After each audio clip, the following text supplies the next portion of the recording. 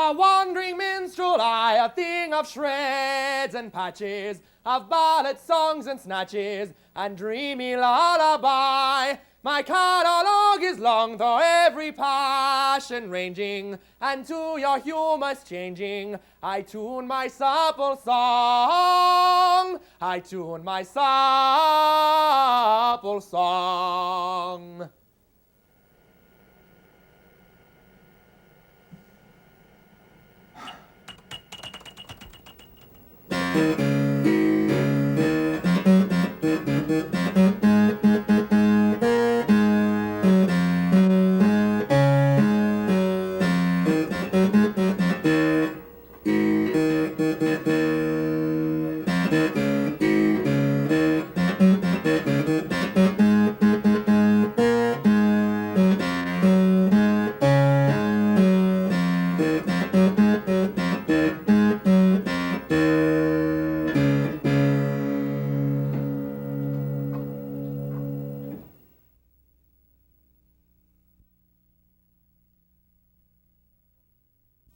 Good evening, and welcome to This Week in Joe's Basement.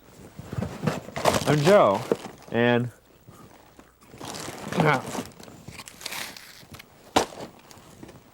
this, excuse me, this is my basement.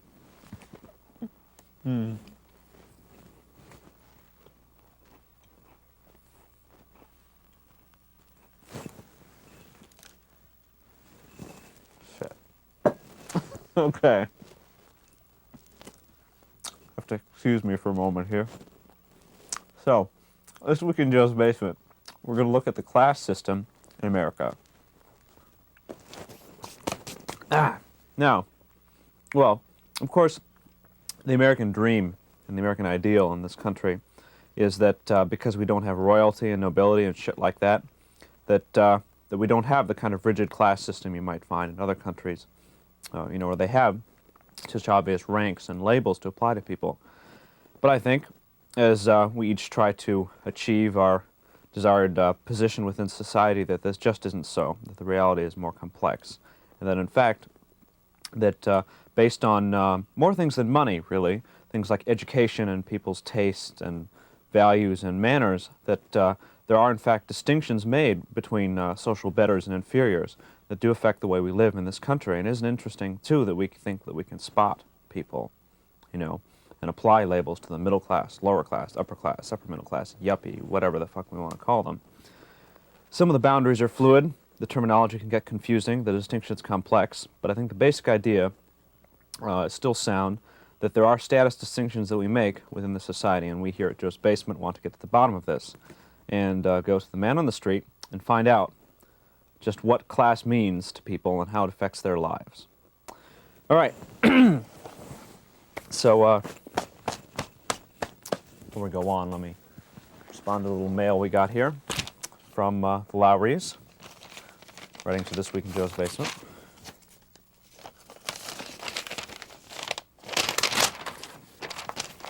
Let's see here. And they write, Dear Joe, well, it's 10:31 p.m., and the faithfully watched meeting of This Week in Joe's Basement has just sadly come to an end here at the Lowry House. Joe, have you ever done a show on senior citizens? We feel that senior citizens in today's society are being denied the opportunity to express their integral whole selves. Therefore, the seniors are compelled to turn to one another to decorously meet these needs. Joe, we feel that you should conduct one of your enlightening mobile interviews at the Chicago Department for Aging and Disability. Okay, so they want me to come to this place on the southwest side. Old folks' home or something, I guess. I'm not sure. We strongly urge you to seek a Mr. Adam J. Stafen, who goes by the nickname Adamowski, I guess. Anyway, they think that this particular gentleman would make a good interview subject. They conclude, P.S. We find that gum-sucking, nosy seniors make for interesting conversation. All right, so maybe before we do our show on Crips, we'll do old people first. Anyway, thanks, guys. All right, so, class. We're going to try to get ourselves a cross-section of people I don't think we'll get the upper class much, because I think part of what it means to be upper class in this country is you don't have to talk to people like us, ever. You know? But we should certainly be able to get maybe the upper middle on down and find out about class in America this week at Joe's Basement. So what we're trying to talk to people about today is status or class or whatever you want to call it in America. Some people think that you can call people high, upper class, middle class, lower class. What do you think about that? Do you think that means anything to you? No, not really. Okay. No. Do you think everybody's basically equal?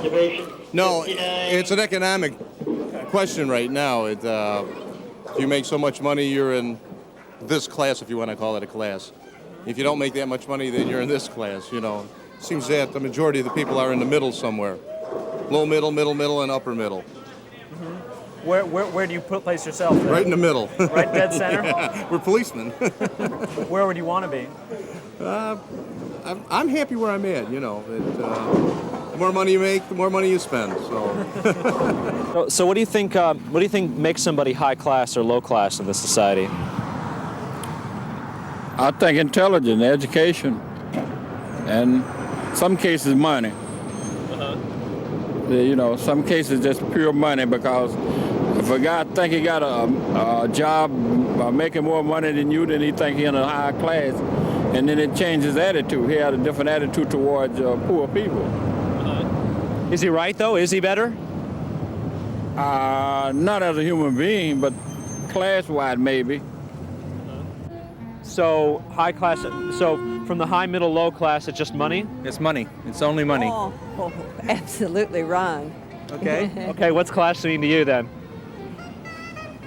Class has to do with education and with the way you look at the world, I think. Can you sort of outline for me what is high class then? I would say just a more refined way of looking at things. I don't think it has too much to do with money, although money sometimes helps you enjoy some of the things. Where would you rank yourself in the class system? I wouldn't, for you. So this is a personal matter. Yes, I think so. Okay, that's fair enough. Mm-hmm. So what do you guys do for a living? I'm a housewife. I'm in dental school. Are you a husband? Yes, I'm a husband. Yeah, and a husband. Yeah. Just to make that clear to the viewers at large. You bet. So we're interested in whether you think that there's a class system in this country. Yeah, I'd say there is. Definitely. How would you characterize it?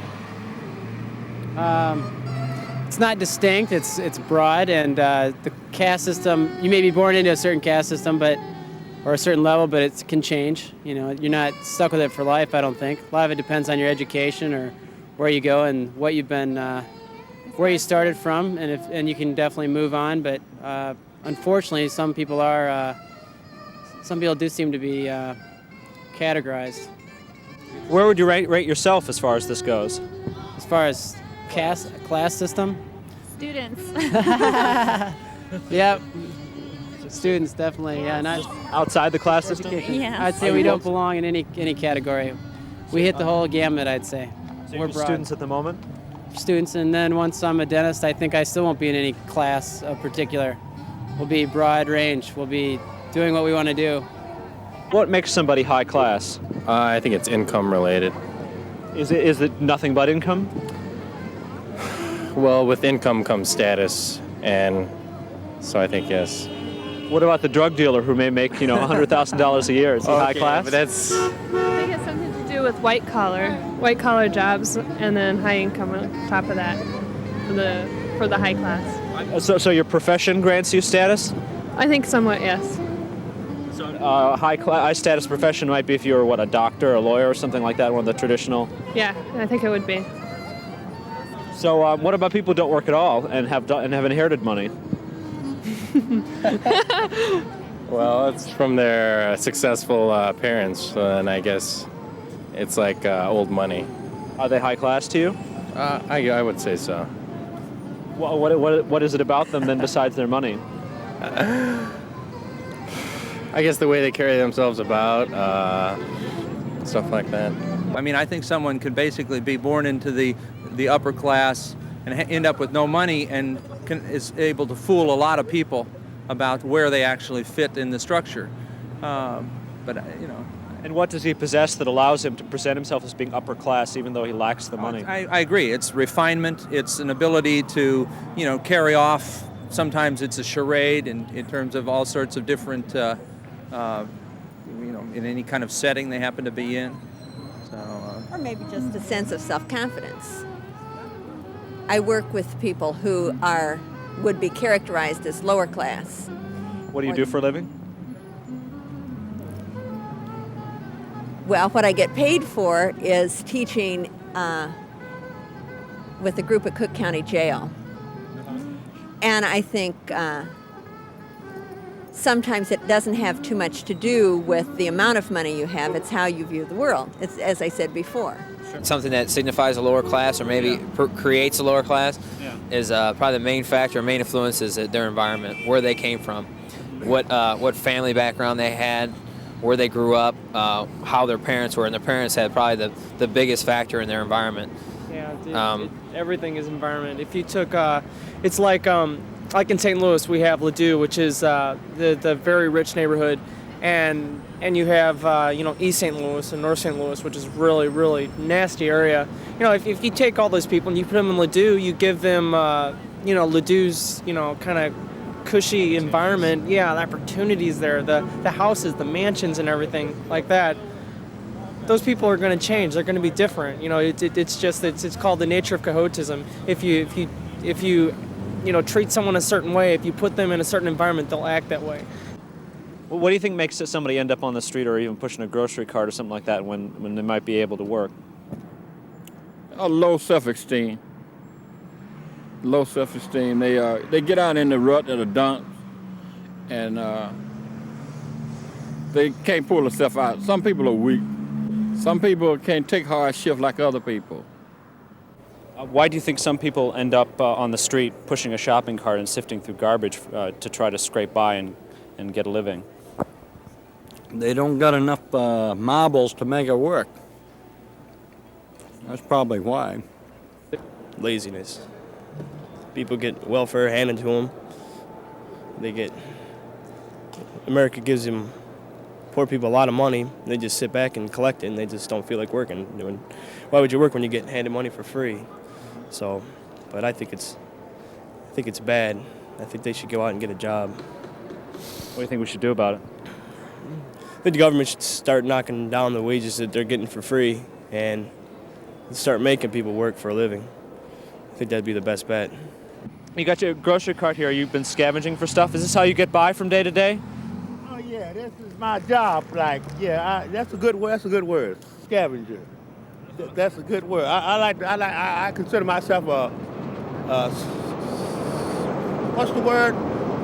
It's like a scale. You say scavenge. That's more like picking up garbage. But it's another word. It's very close to that. It's like I salvage things. Okay. I salvage things. And that's your job. And it's more. It's more like, and it keeps me busy. Well, it's. Right. Yeah, I can see that. It's. I don't. Idleness is terrible. How do you buy food, and do you have a place to live? How do you get by that way? Considered by certain standards to be homeless, but even though I don't, I don't make enough money to pay rent, like. Right. And. Do you sell the stuff you get in the cart? But I trade the stuff I picks up. I trade it like in the so-called junkyard or metal shops or things like that. Oh well, I didn't always do this. Right. I didn't always do this. I'm kind of like brought up working. You see, I happen to come out of a family that believes in work. I come out of moderately large family, and we all come up. We just there's no laziness, no slothfulness there. So have you ever collected welfare? Assistance, like general assistance. Maybe I would go to one state, and I need to like traveling money, something like that. I don't believe in welfare. The difference between us? Why is he where he is and why are you where you are? Several reasons. You can't put one reason on it. Obviously, maybe he was brought into a situation as he grew up. He didn't have opportunities that maybe I had of going to school, going to college, going on to professional school. Maybe he didn't have education and that kind of thing. Maybe also he made some bad decisions in his life. There's many reasons why I'm probably where I'm at and, why he's in a situation he's in. You can't pick your parents. That's right. You can't pick your parents, Your upbringing had a lot to do with it? No question, the family system probably is the family biggest. Family system is the biggest and most important thing, I think, Factor of today. It where- should be of how you get to more where you are. emphasized than anything else. So you think your upbringing has helped you get to where you are? Definitely. Definitely. I had a wonderful family. I still do. That's important, the values that they teach you, perhaps? Definitely. I think so. Values and the opportunities they give you to reach the goals that you want to have, Okay, a high-class attitude means a more selfish behavior than maybe a middle class or a lower class.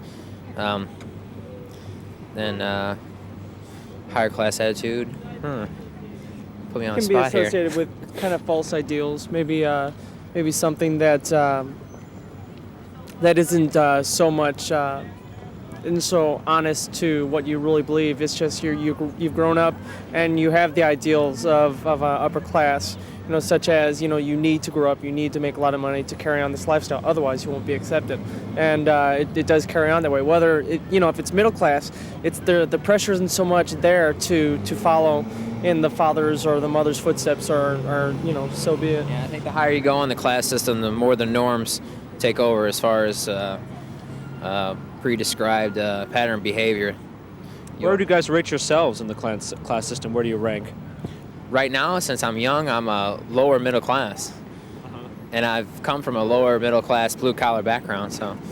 Like what did your parents do for a living? My father worked in a factory, my mother was a housewife, so yeah, I come from lower. And what do you do for a living at this point, or are you self-sustaining? I'm a salesman right now. I just graduated from college, so I got a while before I climb the ladder. I go so far as to say the rich are miserable because for one reason, these people are afraid. For some reason, this is just maybe opinion. I like they're afraid of being poor for some reason. It's like the drive for more. This is their life is money is their life.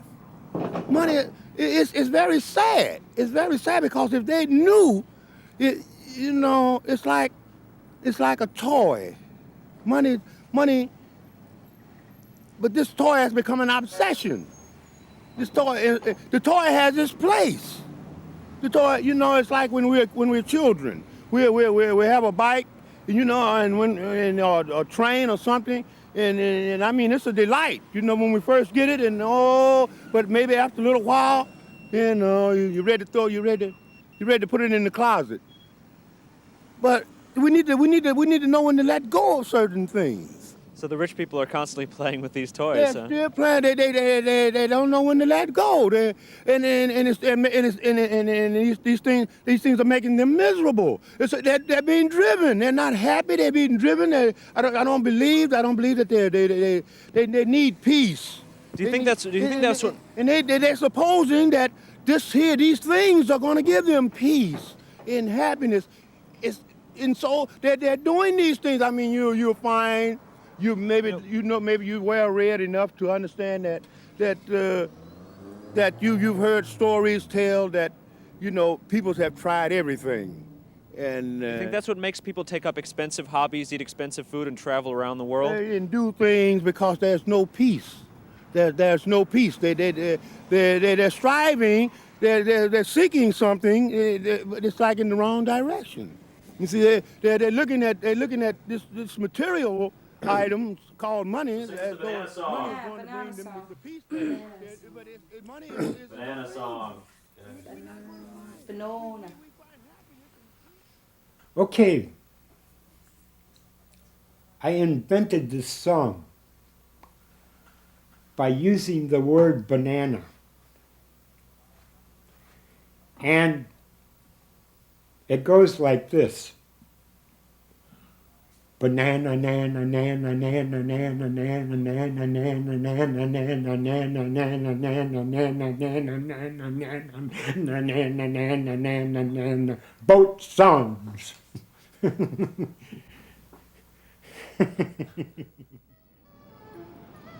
I think very few people change their social class to a great extent. There are variations. I think you can Right. I make think variations. that, again, but- that's the when someone makes a lot of money, I don't think by any stretch of the imagination that they're necessarily changing their class. And they may have all the accoutrements of class. They may have a house in one of the northern suburbs or the western suburbs, wherever they. On the other hand, are they accepted at the exclusive clubs easily? Sometimes they are, but it's a tough. It's like pulling yourself up in the business world. I mean, it's a tough pull. Some people make it, and some people don't, and some people it's the luck of the draw in some cases. Do you think that everyone has an equal chance in this country? Unfortunately not. Because of the power structure, it's almost impossible for everyone to have an equal chance. How do you characterize this power structure? Well, I mean, I think it starts with the federal government, the electoral process, and stereotypes. Have you had to confront this as you've sought to achieve whatever your goals are? Well, I haven't I'm a very obstinate person, and I fail to let obstacles get in my way. And if I feel like I need to accomplish something, I set my goals and I do achieve them. You know, whatever obstacle is there, I try to avoid it or bypass it. And what do you do for a living? I work as a freelance model. Sorry, freelance? Freelance model. And where would you categorize yourself if you had to within a society? Well, fortunately, I am in a comfortable position because of my profession, but there are so many people who are less fortunate and haven't had the breaks that I've had. I don't know, because of my appearance, my stature, and my connections. I have gone through certain doors that would have obviously been closed in other people's faces. Damn, funny face. Oh, what's that in his tongue? Oh my God! That was pretty lame. Okay. That's good. Okay. Oh. Okay. How come we all used our fingers? Dunno. To pull out faces, I don't know. Anything else, Dan? Oh, sure, they can do better than that. I don't know. I don't know what else I can do. That was funny as hell. Oh, that's good. What did she do? You'll see it.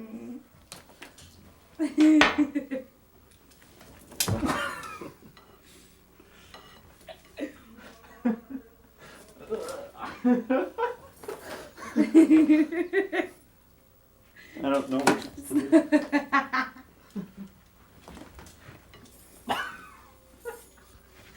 It's just that fierce. So how would you guys, another big question, how would you guys define success for you personally? Well, I got my time in. I had my success. I had 30 years on the railroad. I'm retired now, so I'm all set. And what did you do for a living? You worked on the railroad? I worked on the railroad for 30 years. What meant success to you? Well, it's just that I had my job. I enjoyed it, and I retired, and I'm satisfied. You stayed out of jail. That's successful right there, right? I got this far and I've never been in jail, so I'm successful. Do you think you could approach somebody from, as a LaSalle Street banker or a Wall Street banker or something like that and say that you were just as successful as he is? No. Oh, you're talking to him? No, I don't think so. I don't think so. That would be ridiculous. Why is that? Well, you're not. I mean, it's obvious. We're sitting here in the train station. He's probably at O'Hare Field if he's going. Probably in his Learjet. That's success. At least we're on the Greyhound. We could go down one step down, So people on the Greyhound are one step below those people who are on Amtrak? Ticket's probably cheaper. But see, so you've just told me that all you need to be successful is a decent job and stay out of jail. Well, yeah, but you're giving me the stair steps of success, and no, I'm not as successful as the Wall Street banker. Okay, fair enough. So there's some gradations or classes in between. Well, there is. It's not a caste society, but there are I mean, you could attain it if I didn't, but I could have. Nothing to stop me, really. I'm not disappointed. Gotcha. Okay. But what would you say about somebody who was near the top of the social ladder who said that perhaps you were something of a failure because you'd never tried to achieve what he's achieved? Well, I'd probably cuss at him. So what would your definition of success be? Definition of success. Being comfortable, being able to donate money to other people that are more unfortunate, of course. Mm-hmm. And success, second home, Florida home, I guess, and healthy family. Mm-hmm. Since you've got that second home, you're definitely successful then. No, I don't. I said you asked me what it was. That's. I guess if you get it, at least you're on the right track there. Right. Fair enough. Do you think that the system in this country has been fair? Do you think you've had the chance to do whatever you wanted to do? I think it's been more than fair. I think you have, especially to the elderly. The elderly have, you think about it. I mean, they've taken out a lot more than they've ever put in. And I just wonder how long the system's going to, the markets will tell us, right? Mm-hmm. When the system has had enough. And I think we're probably getting pretty close, and that's when I went back to that $400 billion budget deficit. Right. When interest rates have come down. I mean, it's the kind of thing that makes you wonder if things start to get worse. Mm-hmm. This system is terrible. The welfare system? No, this system, period. I love America. I think all this is God's creation. It's beautiful. I just love the whole bit. Right. But here's what I'm saying. We have a problem here, economic problem here. It seems to some people, I'm okay. So who's having a problem? The country seems to be having a problem here. Since we have a social system which is based largely on connections, as you've said, would you do anything to change that if you could? No. Why not? Because if they were not there, I wouldn't be where I am from a selfish point of view. Okay. Well, thanks very much. Thanks for talking to us.